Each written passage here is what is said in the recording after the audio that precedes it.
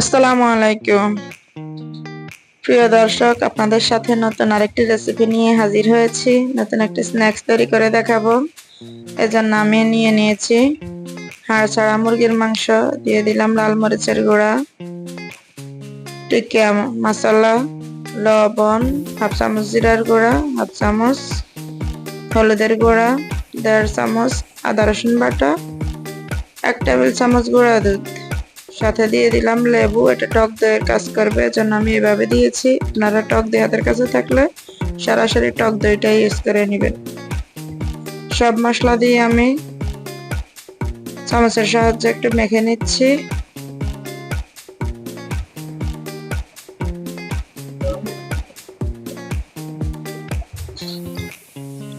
একটু মেখে নেওয়া হয়ে গেলে আমি এখানে হাফ চামচ সাদা গোলমরিচের গুঁড়া ব্যবহার করব।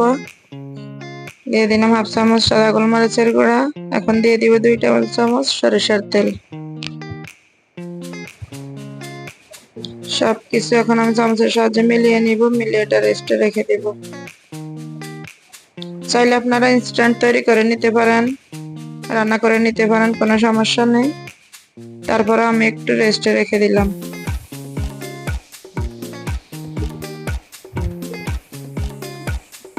এখন আমি ময়দার ঘোল তৈরি করে নিব। এজন্য আমি নিয়ে নিলাম হাফ কাপ ময়দা।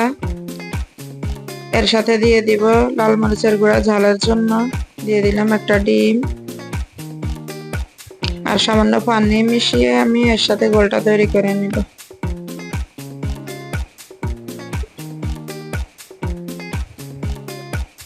আমি আজকে তৈরি করে দেখাচ্ছি আপনাদেরকে পকেট স্যান্ডউইচ। এটা খেতে খুবই সুস্বাদু। বাইরের রেস্তোরাঁতে খেতে গেলে আমাদের এগুলো আসলে অনেক টাকা গুনতে হয়, আর বাসা তৈরি করলে ওরকম কোনো খরচ নেই। খুবই সহজ রেসিপি, হয়তো একটু ঝামেলাপূর্ণ, তারপরেও রেস্টুরেন্টে যাওয়ার চাইতে অনেক ভালো। বাসায় খুব সহজে তৈরি করে নেওয়া যায়। তার জন্য আমি ব্রেড নিয়ে নিয়েছি, ব্রেডের সাইডগুলো আমি কেটে নিচ্ছি।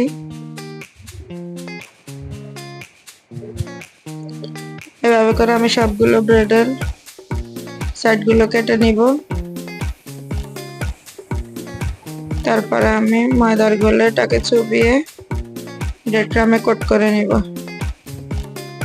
ঠিক এরকম ভাবে। এরপরে এগুলোকে আমি তেলে ফ্রাই করে নিব।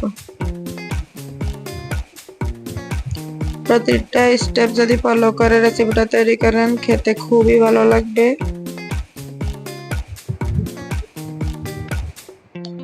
এভাবে আপনারা বাসায় অবশ্যই ট্রাই করে দেখবেন। চারপাশ থেকে এভাবে ব্রেড ক্রাম্বগুলোকে লাগিয়ে দিতে হবে, নইলে খুলে আসতে পারে।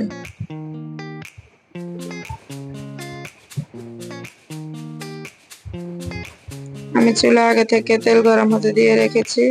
এখন আমি কোট করা ব্রেডগুলোকে ভেজে নিচ্ছি।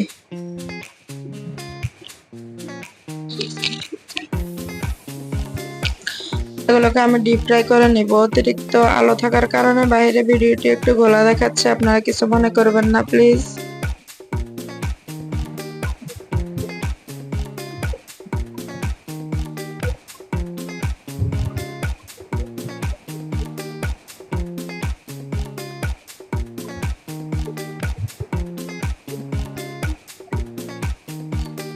এভাবে আমি সবগুলো ব্রেড ভেজে তুলব।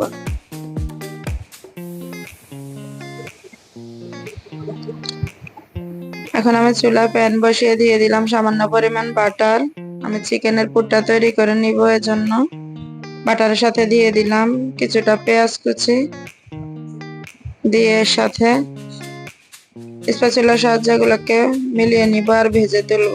এখানে আপনারা চাইলে তেলও ইউজ করতে পারেন, বাট বাটারটা দিলে একটু খেতে ভালো লাগবে।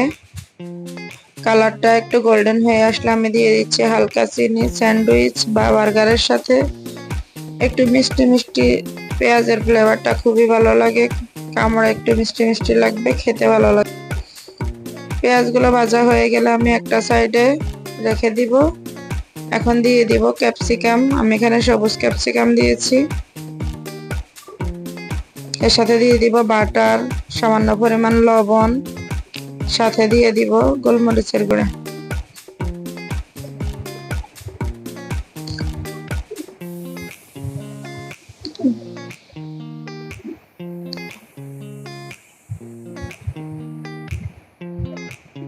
দিয়ে আমি আবারও নেড়ে ছেড়ে ভেজে নিব। এখানে খুব বেশি তেল বা বাটার ইউজ করা যাবে না, তাহলে তেল তেলে ভাব চলে আসবে। খুবই সামান্য পরিমাণ দিতে হবে। ক্যাপসিকাম গুলো ভাজা হয়ে গেলে আমি পেঁয়াজ গুলো এর সাথে মিলিয়ে নিব। ক্যাপসিকাম তো সিদ্ধ হওয়ার আসলে কিছু নেই, একটু নেড়ে চেড়ে নিলে নেতি আসবে, তাহলে খাওয়া যাবে। স্মেলটাও ভালো থাকবে, খেতেও ভালো লাগবে। এগুলো ভাজা হয়ে গেলে আমি মিক্স করে তুলে নিব। পেঁয়াজের সাথে ক্যাপসিকাম মিক্স করে তারপর আমি বাটিতে তুলে নিব। সেম প্যানেই আমি মুরগিগুলো ভেজে নিব। যে মুরগিগুলো ম্যারিনেট করে রেখেছিলাম সেগুলো আমি ভেজে তুলব।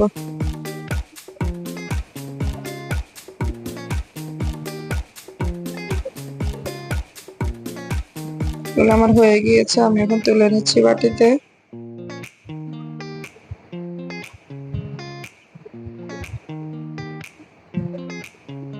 এখন সামান্য পরিমাণ তেল দিয়ে আমি ম্যারিনেট করা মুরগিগুলোকে দিয়ে দিয়েছি, আর সাথে সাথে আমি ঢাকনা দিয়ে দিব, যেন নিচ থেকে একটু পোড়া পোড়া ভাব আসে আর খেতে একটু কাবাবের ফ্লেভার আসে, এজন্যই আসলে এরকম করে দেওয়া। দেখুন মুরগিগুলো ভাজা ভাজা হয়ে আসলে আমি ভেজে রাখা সবজিগুলোকে এর সাথে অ্যাড করে দিলাম। এগুলো এখন আলতো হাতে মিলিয়ে নিব। মিলিয়ে নিয়ে আমি চুলাটা অফ করে দিব। আর এর মধ্যে একটা স্মোকি ফ্লেভার ক্রিয়েট করার জন্য আমি আগে থেকে চুলায় কয়লা লাল হতে দিয়েছি। কয়লা লাল হয়ে গেলে এর সাথে আপনারা ঘি বা তেল 1 চামচ দিয়েই এর মধ্যে দিয়ে দিলে সাথে সাথে ঢাকনা দিয়ে দিবেন, তাহলে স্মোকি ফ্লেভার তৈরি হয়ে যাবে। দেখুন আমি কয়লাগুলো আগেই লাল লাল করে পুড়ে নিয়েছি। এখন এর সাথে আমি সামান্য পরিমাণ তেল দিয়ে দিচ্ছি, ঢাকনা দিয়ে দিব। ঢাকনাটা ধোঁয়াগুলো একদম ভিতরে থাকা যতক্ষণ পর্যন্ত শেষ না হবে ততক্ষণ পর্যন্ত আমি ঢাকনা দিয়ে ঢেকে রাখবো, যাতে ভালোভাবে স্মোক ক্রিয়েট হয়। আপনারা তো দেখতেই পাচ্ছেন ভিডিওতে কিভাবে স্মোক ক্রিয়েট হচ্ছে চিকেনের সাথে।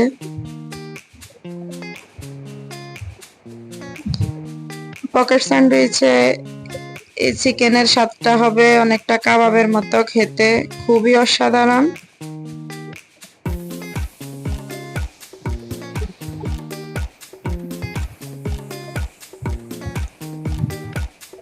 এখন আমি স্যান্ডউইচ গুলোকে কেটে নিব।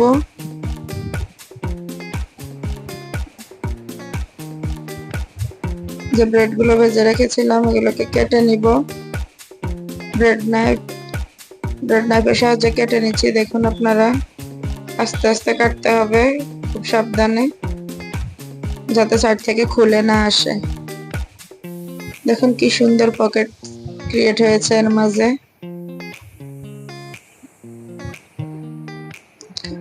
এরকম করে সবগুলো ব্রেড আমি কেটে নিয়েছি। এখন চিকেনের পুরটা এর মাঝে দিব। আমি আগে থেকে হোমমেড মায়োনেজ রেডি করে রেখেছিলাম, আমি ঘরেই বানিয়েছিলাম। এখন আমি দিয়ে দিচ্ছি এর ভিতরে।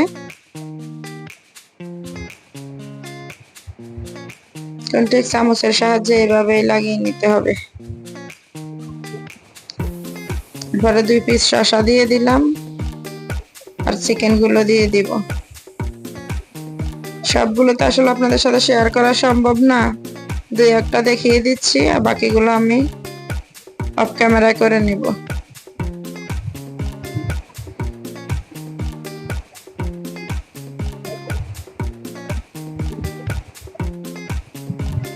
এখন এভাবেই আমি সবগুলো স্যান্ডউইচ তৈরি করে নিয়েছি।